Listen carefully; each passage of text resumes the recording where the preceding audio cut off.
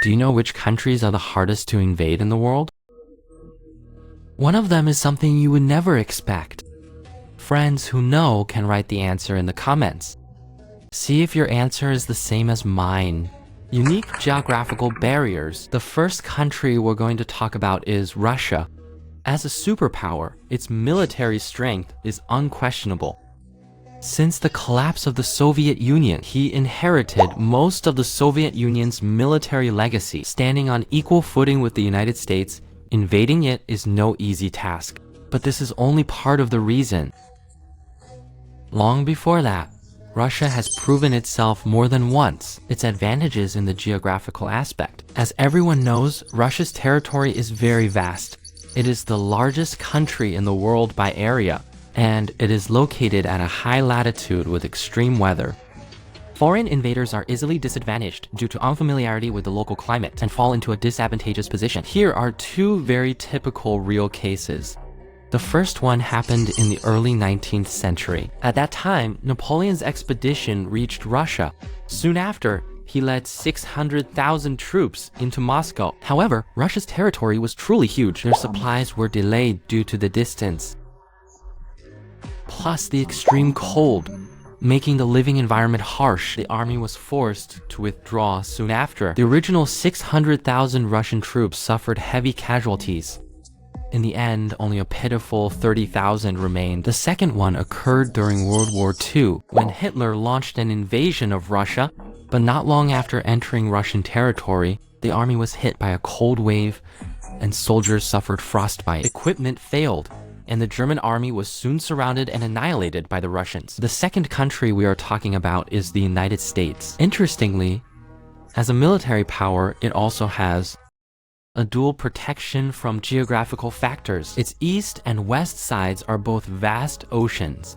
This is like two natural barriers that prevent invaders from approaching the heart of the territory. Moreover, the US pays special attention to its maritime defense. It has established around 800 military bases worldwide. As a maritime defense, there are 11 aircraft carriers for protection. The only attack it has suffered in modern times was the Pearl Harbor incident. But after the Japanese surprise attack, they did not achieve further success. Instead, they were quickly cut off from their supply lines, leading to the attack not being able to develop further and was crushed in its infancy. The third country we are talking about is Mongolia. The reason why this country is hard to invade needs no explanation. Just open a map and you will understand. It is located in the heart of Asia, with Russia to the north and China to the south. It is surrounded by two superpowers. Not only is it the middle ground between China and Russia, it is also a strategic alliance between China and Russia. In other words, the three countries of China, Russia, and Mongolia belong to a community of shared destiny in military affairs. Whoever moves against Mongolia is equivalent to moving against China and Russia. In history, Japan once conducted a tentative invasion of Mongolia, but it was completely destroyed by Russia shortly after. In 2012, China and Russia also held military exercises in Mongolia. It also confirmed this point: a tough approach to power, besides the advantage of location. Let's talk about other reasons.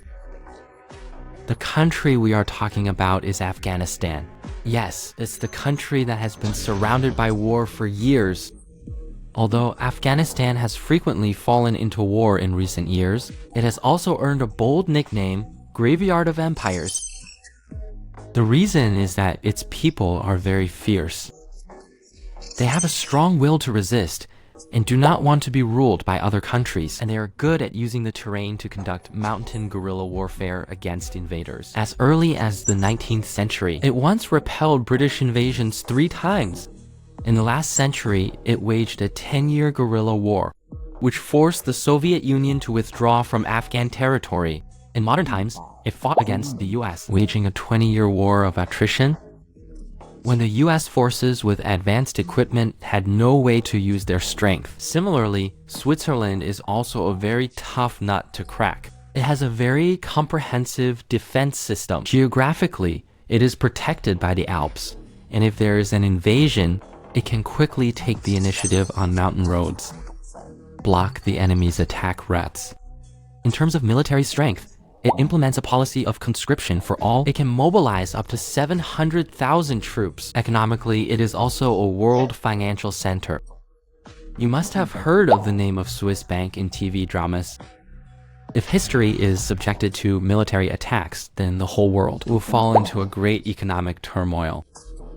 Of course, except the above 5 countries, looking back at modern times, our country is also undoubtedly a military power, can also be classified as countries that invaded North and South. How about your answer? Is it the same as mine?